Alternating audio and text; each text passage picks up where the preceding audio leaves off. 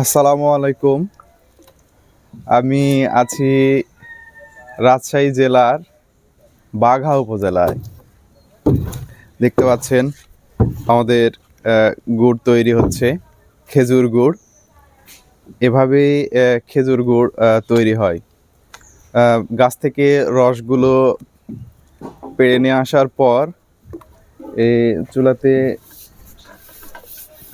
3 ঘন্টা বা তার একটু বেশি সময় জাল দেওয়ার পর এই রসগুলোর এখন কালারটা এরকম আসবে এবং এই কালার আসার পর দেখা যাচ্ছে যে এই গুড়টা হয়ে গেছে। আর চকলেট গুড় বা বীজ গুড় বলে, একটু খেয়ে দেখি।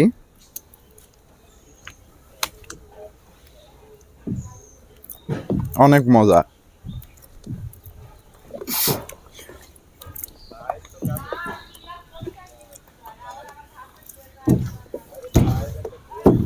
আমরা যে গুড়গুলো প্রস্তুত করি এই গুড়গুলো শতভাগ ফ্রেশ।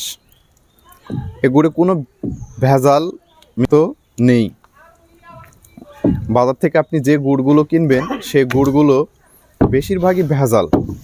সেগুলোতে সোডা, চিনি, ফিটকিরি এ ধরনের অনেক কিছু মিশ্রিত করে এইগুলো তৈরি করা হয়। গুড়গুলো, খেজুর গুড়গুলো তৈরি করা হয়, কিন্তু আমাদের এই গুড়গুলো শতভাগ ফ্রেশ।